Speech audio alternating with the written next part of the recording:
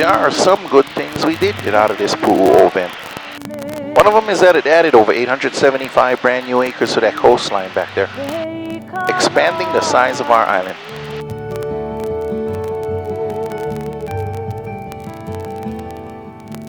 And another good thing is free energy. We're down towards the coastline off to the right, sitting on the East Rift Zone. That's a fissure, or a crack in the earth.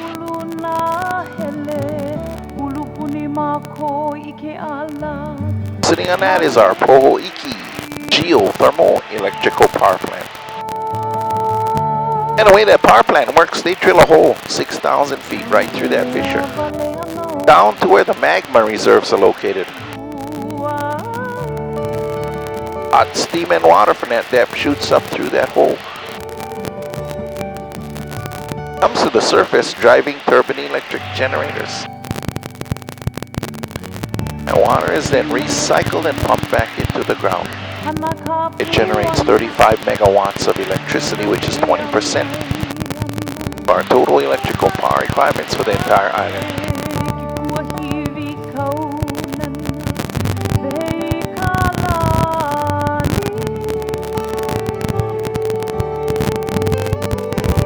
And the best thing about that power plant, that it saves us from burning 500,000 barrels of oil annually to produce that same amount of electricity.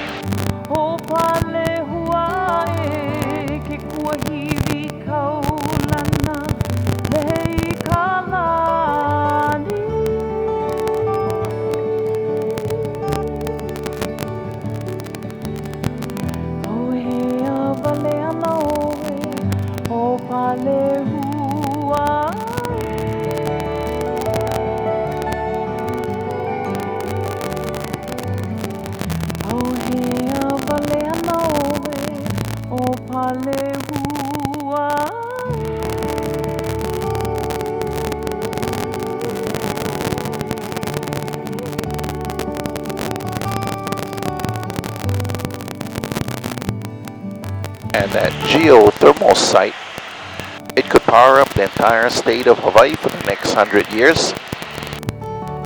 And the only reason why they're not going to expand that power plant to do that is because the lava can come out right where that power plant is located and destroy the power plant.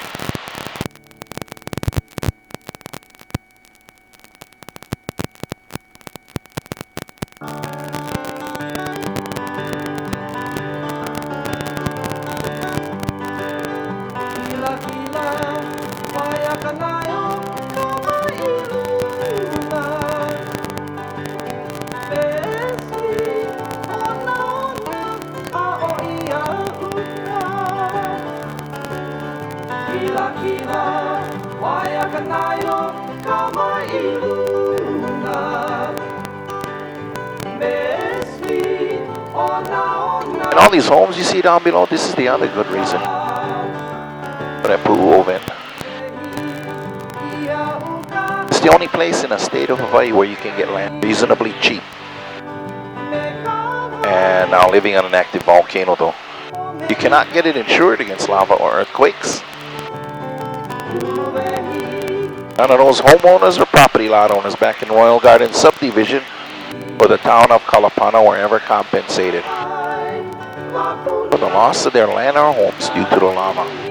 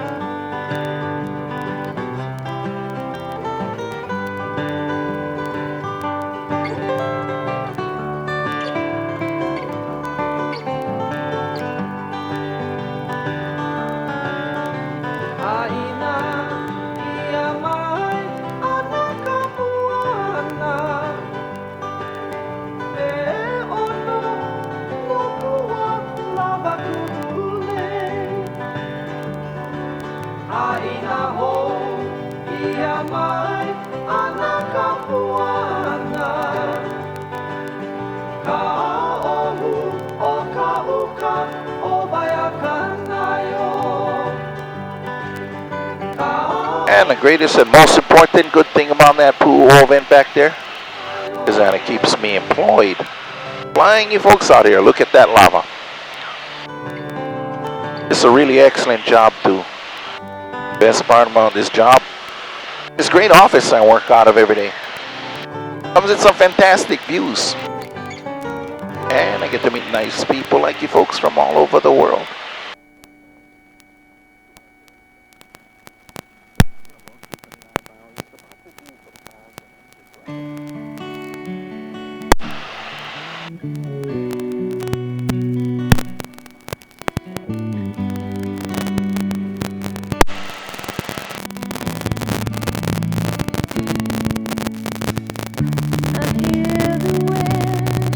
Off to your right here, you can see these black and gray screens down below. Got some off to our right front there. These black and gray screens are just some of the many tropical plant and flower farms that we have here in the island.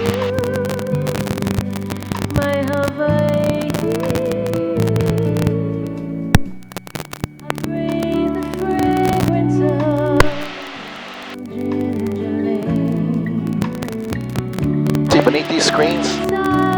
That's where they grow all the orchids. There's over 2,000 varieties and hybrids of the orchid plant growing on the island of Hawaii. They also grow anthuriums, bird of paradise, white ginger, and heliconias. And we export these plants and flowers all over the world. It's a very lucrative business too. In 2001, they had record sales that brought in $53 million into our Hilo economy.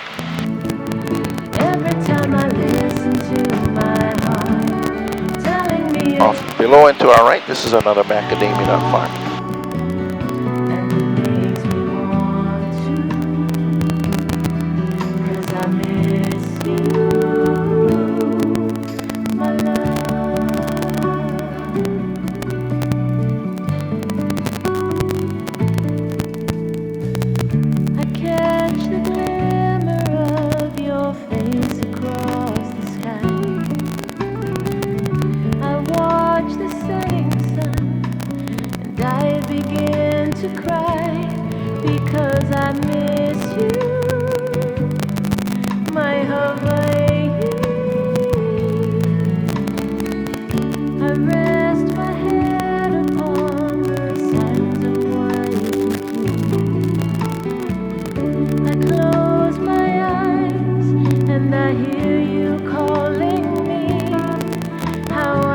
The island of Hawaii here, this is the largest island in the entire Hawaiian island chain. And that's why it's also known as the Big Island. This is the youngest island in the chain. The island's just a little over 1 million years old.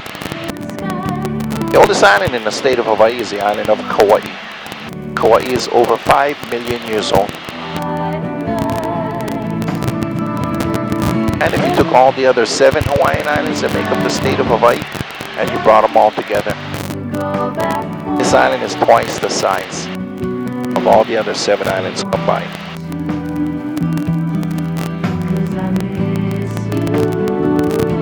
This island is the same size as the state of Connecticut. Covers 4,038 square miles.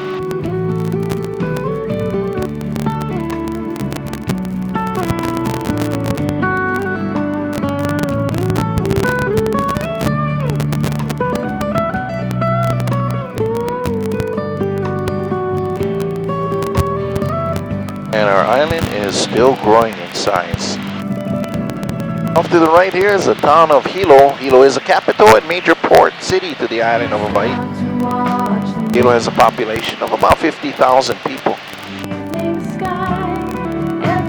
And you can't tell by the great weather we've got here in Hilo today.